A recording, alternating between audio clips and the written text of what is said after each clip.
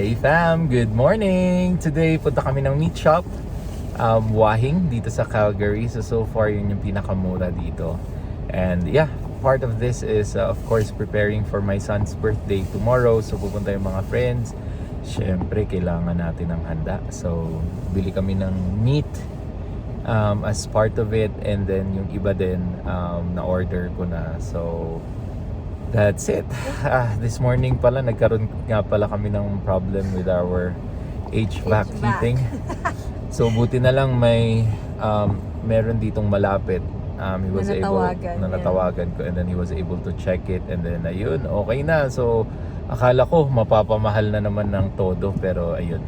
Inatake sa puso. Medyo inatake ako sa puso. $100 lang for check. Checking and then the fuse. may inano lang siya, may chinek siya doon sa electric, and then so far so good. So balikan niya daw ako if may papalitan sa tingin niya, pero yeah, pakita namin sa inyo later yung Wahing Meat Shop.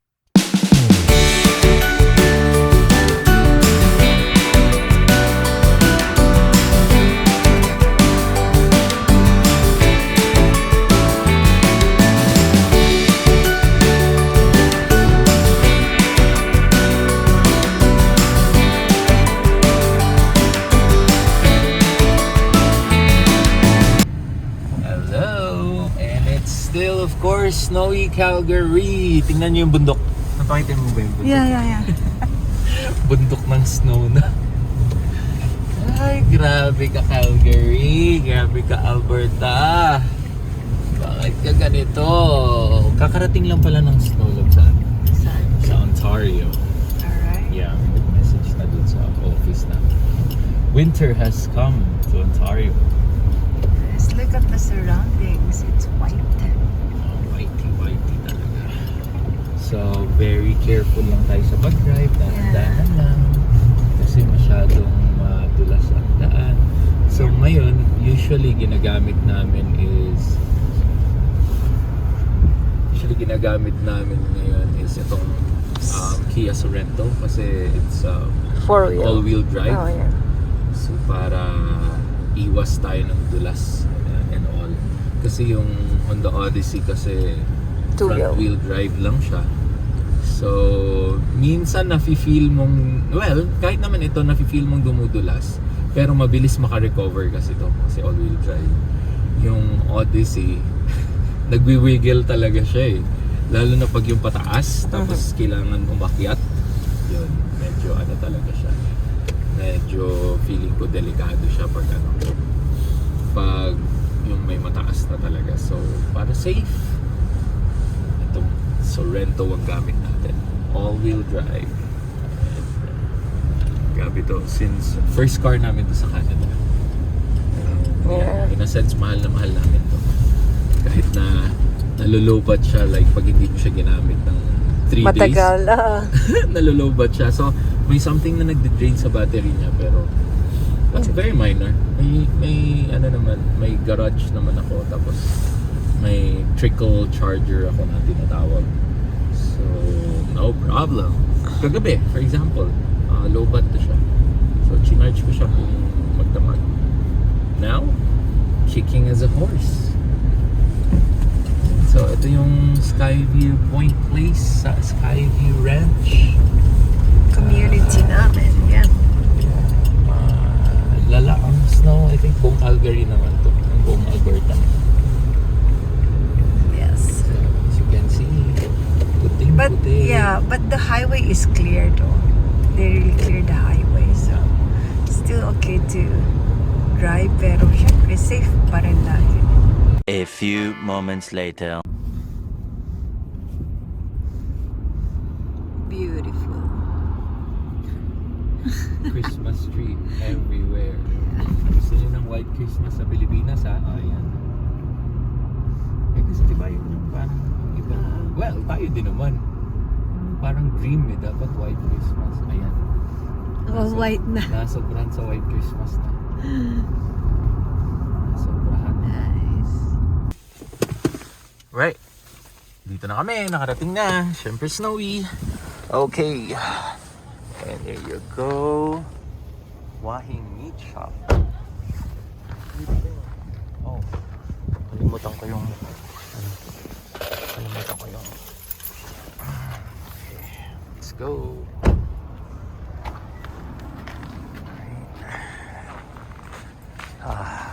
Sakto. Doon natin yung entrance sa kabila or dito? Wahing meat shop na rin pala tong kabila, lab eh. Oh.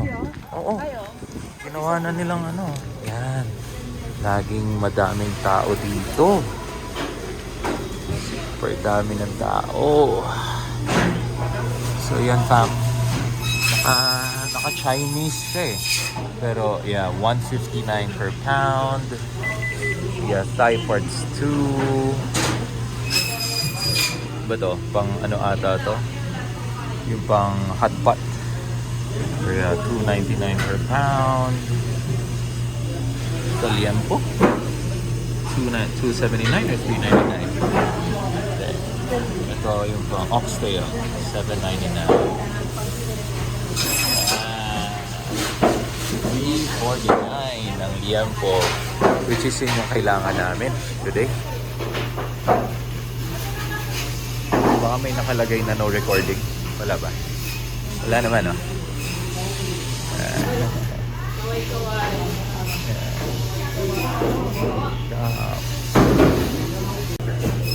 Here you go. So, oxtail. $7.99. Beef chuck. $6.29. Beef shank. Boneless. Nope. Hindi yan yung bibili natin. $5.99. Yung ano tayo, beef shank, yung bulalo. Chicken breast, more than 9 per pound. Chicken thigh, $3.49. Chicken thigh meat. Oh, chicken drumstick. Look at that. It's just $5.99 per pound.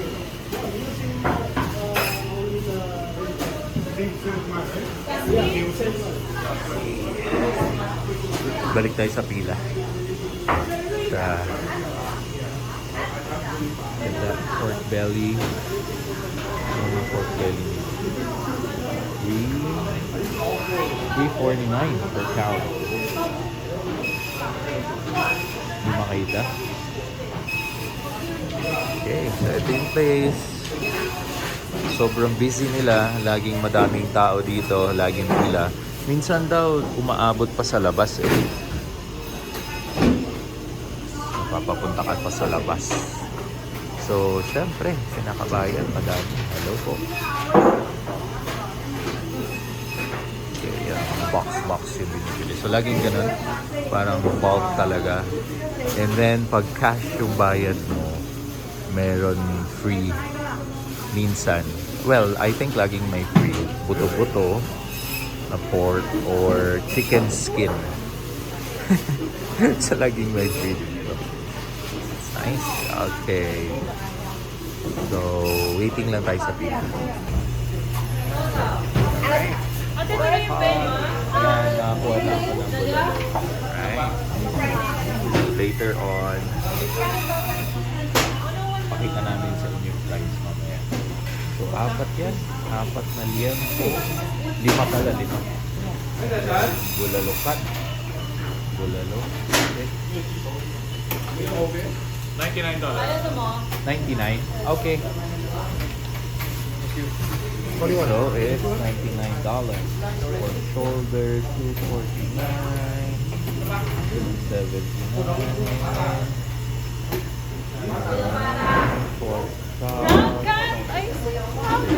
kakat na siya nung nakapila na siya para tatlong bulalo doon. Fat and leg bone. 99 cents. Pork neck tailbone. 159. Pork chop. Pork chop. 249. So relatively mura talaga.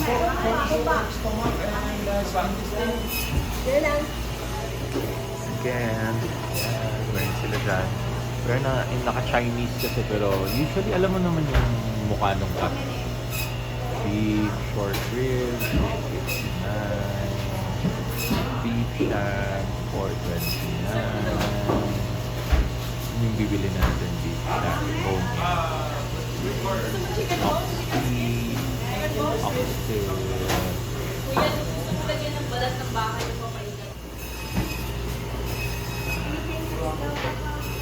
Meron din dito pork. Interesting guys pala. And pork. Dami dito. Pork. 279. Thank you tayo. Tayo ng balat ng bahay. 279. Pork leg meat 249. Yung kanina na video. Ayun.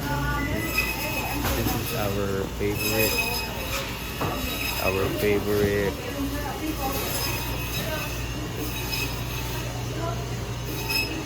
Meat shop here in Calgary. So punta kayo dito if gusto nyo makamura or tingin nyo makakamura kayo.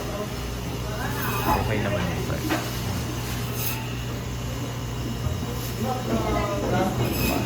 You can do it. You can do it. You can do it. Chicken feet.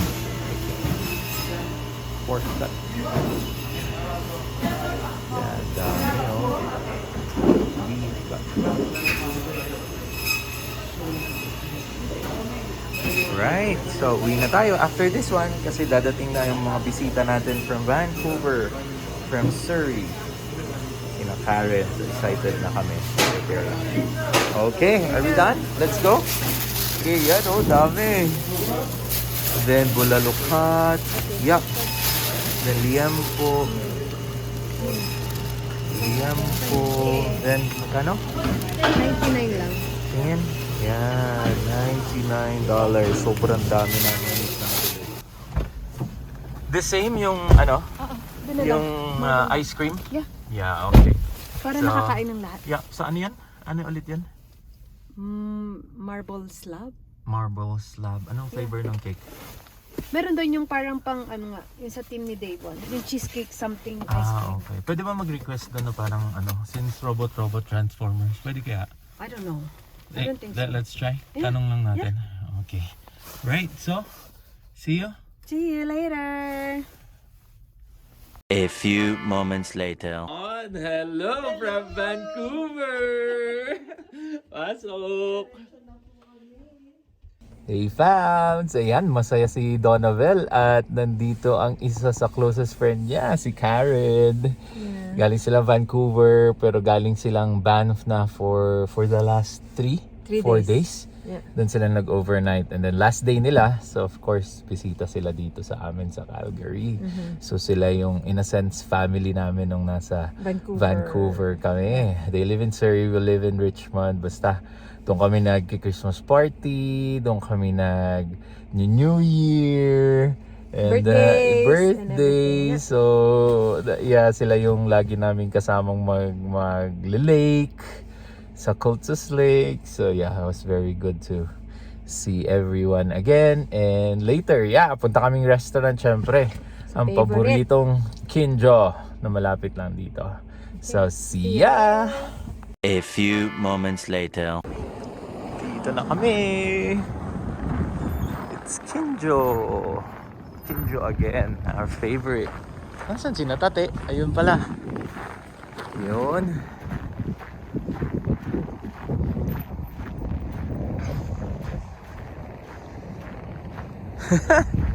Say hi, say hi.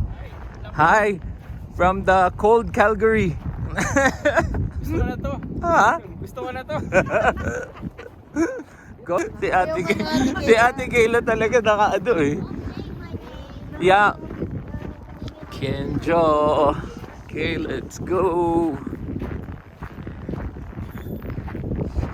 Ano naman bro yung sapatos ko? Sneakers eh. Yan, alright, let's go. Gutom na kami. Gutom na ang lahat. May ganda talaga dito. Okay.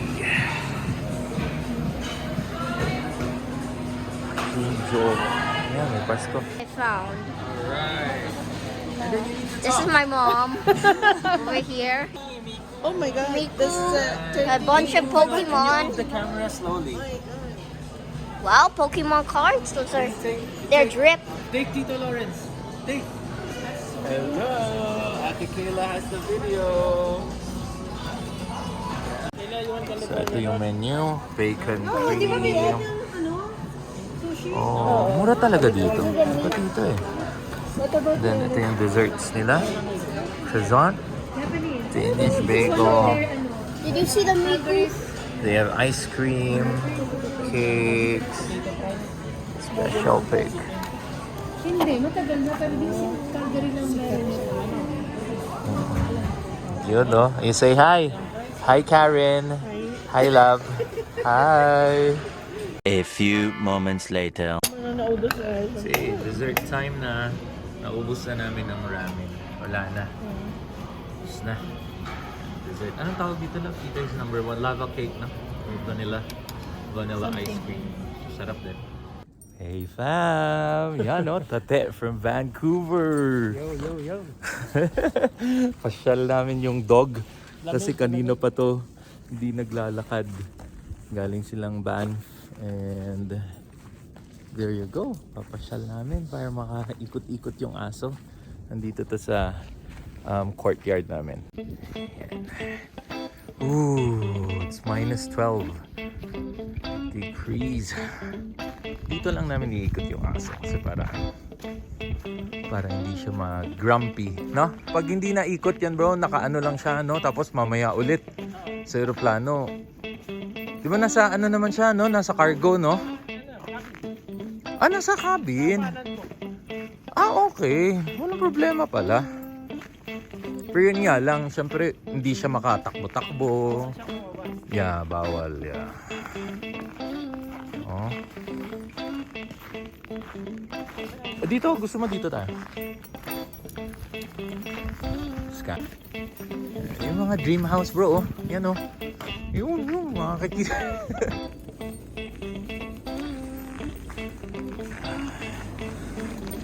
Anong pangalan ng aso?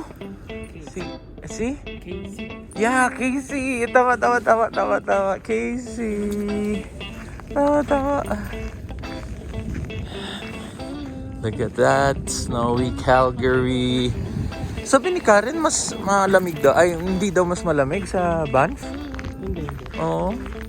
Na dito lahat napunta ata yung snow, bro. Pero matitigas na yung yelo nila. Ah, okay. Ito kasi parang nag-snow pa kahapon. Kagabi ba? Yeah, kagabi. Nag-snow pa kagabi. Yeah. Ano, grabe yung nasa kotse, oh. Tambak. Hindi na nalinis. Pero, pag magda-drive ka, kailangan tanggalin yun lahat. Kasi wala kang makita, it's dangerous. Correct, bro? Yun, ganun, oh. Kailangan matanggalin yun. Di ba? Bawal.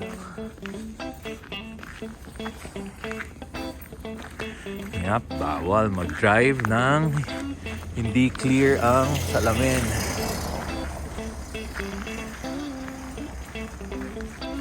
Dito na kami sa labas. Look at that. Madilim. Come on, Casey. Let's go, Casey.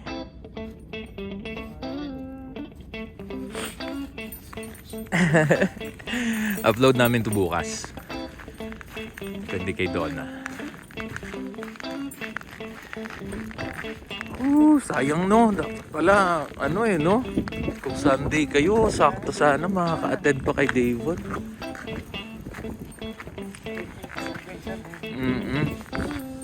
So, yun yung sa labas ng bahay. It's evening. Yan, pero makita nyo. 3 floors yung bahay. Wala siyang basement kasi we opted to choose a garage. Kasi parang mamimili ka at that time eh. Garage ba or may basement eh? Syempre garage. Kasi kawawa yung sasakyan eh. Tsaka parang may extra storage kasi eh. Tsaka parang mas mahirap kasi pag everyday kang lalabas. Everyday ka lalabas eh. Tapos yung sasakyan mo nasa labas. Mahirap pag ano, di ba? Oo. Saka pag na-frozen yung ano mo. Yeah, yun pa. Hindi magsa-start. Mga ganun. Bye-bye, Tita Karen! Naiyak si Lia. Bye-bye na!